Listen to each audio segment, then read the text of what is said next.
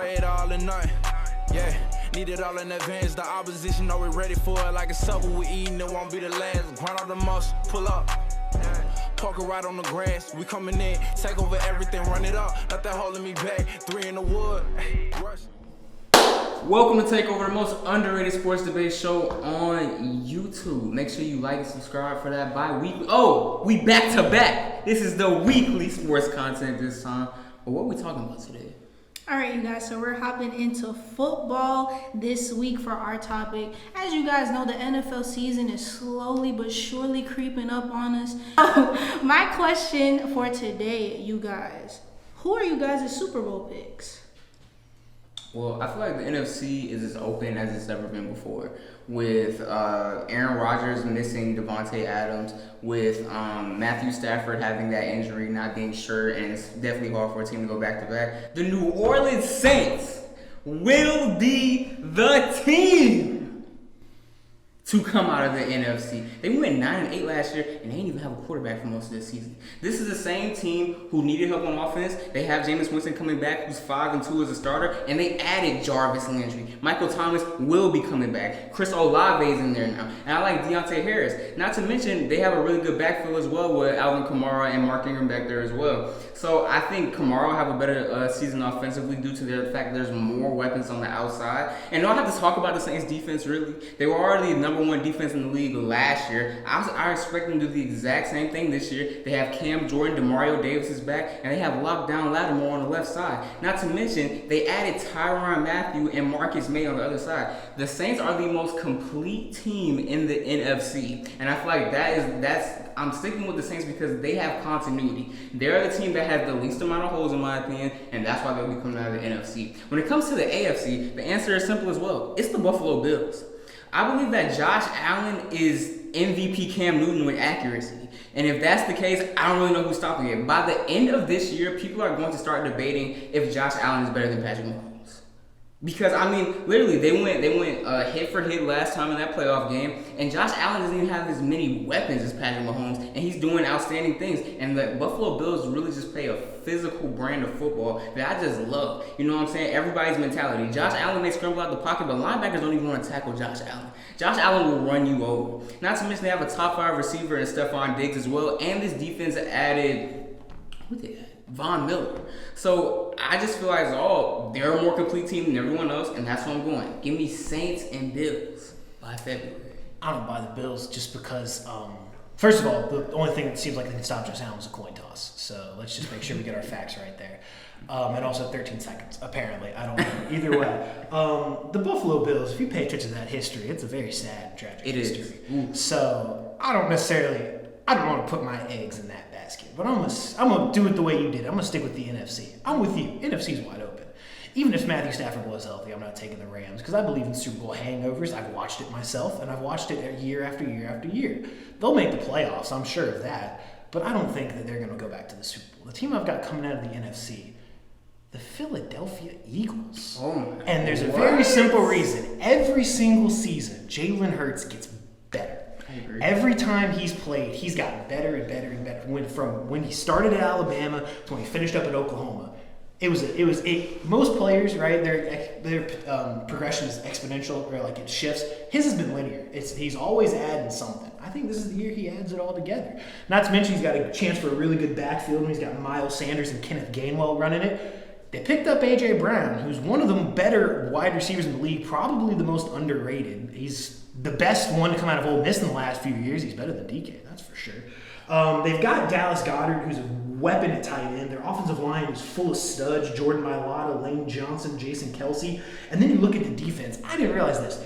You know their first-round pick, who was a one-of-one athlete, is coming off the bench? Jordan Davis is not projected to start because in a 4-3 base defense, they still have Fletcher Cox and Javon Hargrave. Not to mention, they've got Brandon Graham and Josh Sweat coming off the ends with Derek Barnett on the bench as well. They've got Hassan Reddick as a sub pass rusher. And then in the secondary, James Bradbury and Darius Slay, 2 veteran corners who know what they're doing. That defense is stacked.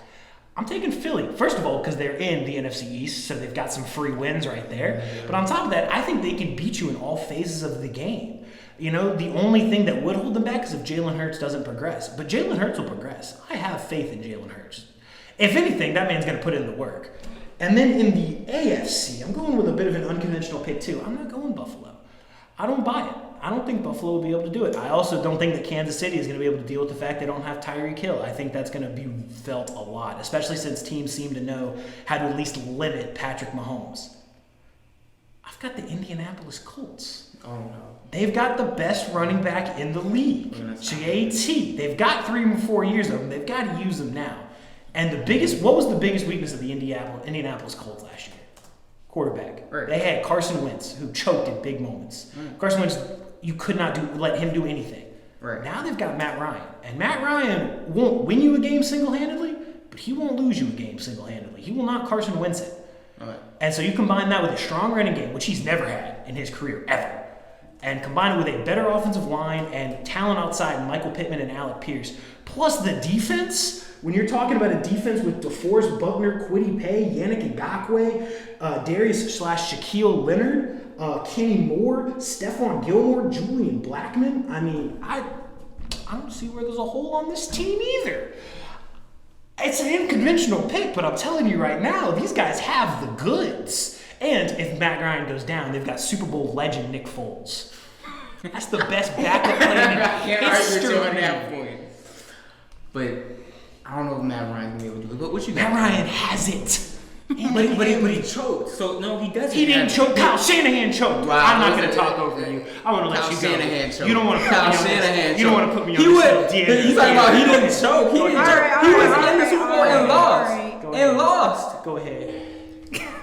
You guys have had this conversation so That's why I many don't want to times. have it again. All right. So, coming out of the AFC, I picked the same team that you picked, Cam. I picked the Buffalo Bills. You talked about Josh Allen. Not only is he one of the best QBs in his division, but in the entire NFL as a whole. And the defense, as you referred to, which was already a top defense in the league, in theory, they should get better because they added Von Miller. You get your Tre'Davious White back. You get a potentially important corner also in the draft in Khaira Elam. And you also have Greg Russo, who actually had a great rookie season, and he's projected to do better as well. Not to mention you have a top receiver in the game in Stephon Diggs, as you said. And they really had little holes to fill on this team, and they took care of that during the offseason.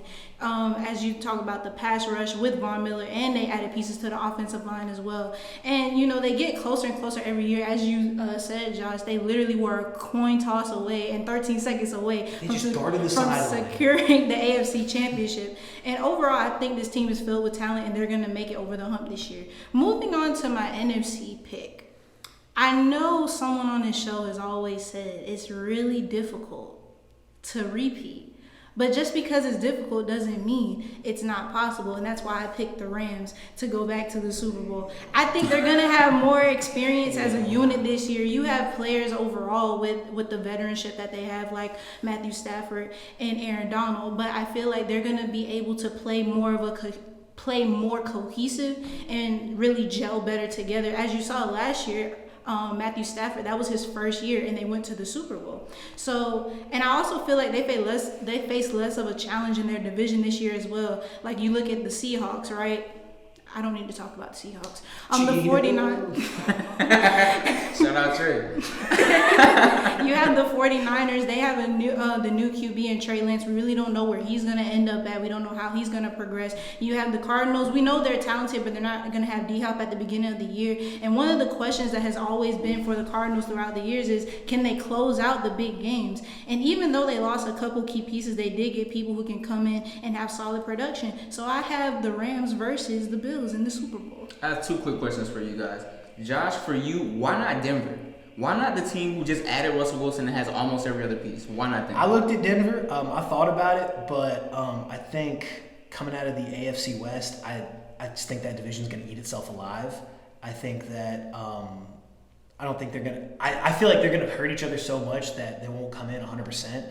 And also, I don't buy Russell Wilson as much as the next guy does. What that guy in the one video I said? say, as much as I would love to say Broncos country, let's ride, I don't think they'll ride that far. And part of it's my bias towards Matt Ryan. But also, they've got Jonathan Taylor. I think that provides them the ability to kind of lean on the ground game for most of the season, and it's something you can fall back on. They really just need Matt Ryan to be Ryan Tannehill at his peak in Tennessee. Just, don't do anything stupid, which he's really good at doing, and, do what you got to do.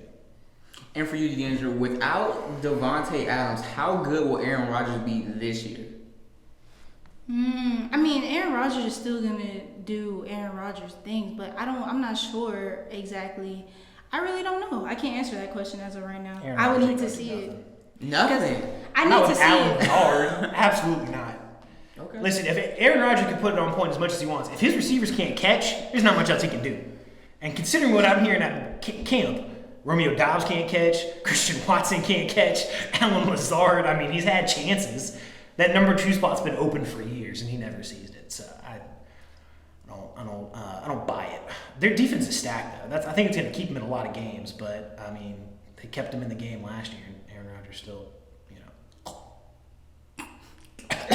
That's gonna wrap up our episode. Josh, after you're done choking, do you have anything to say? I mean, no one would know how to do it better than him. He's a Falcon. That's a good. Respect. I respect that. What else do I have to say? I mean, baseball playoffs is coming up, and check the standings this morning. The Atlanta Braves are tied for first in the NL East. I mean, listen, the Mets are gonna Met. I know I'm saying that as an Atlanta fan, but the Mets have done this too often. The Mets are gonna Met, and the Braves are taking this all the way. And if anybody tells me differently, to the gulag you go. Not the gulag. Rookie Row is coming hard this year. Like the video, subscribe to the channel, you guys. Hit the notification bell so you guys can be notified every time we upload. And I have a serious question, you guys. Joe Burrow won the Heisman, correct? The Heisman Award, right? I think so. Yeah. Correct? Why doesn't he have a commercial? It's not cool. Joey. But that's where our show today. Takeover out. Yeah, we play it all in night. Yeah, need it all in advance. The opposition know we're ready for it. Like a supper we eating, it won't be the last. Grind all the muscle, pull up. Park it right on the grass. We coming in, take over everything, run it up. Not that holding me back. 3 in the wood, rushing. I don't like Dutch, don't even matter, you know I'm a facing. When I roll a paper, I like to go double. Run up a check, flip a W, make it an M. I need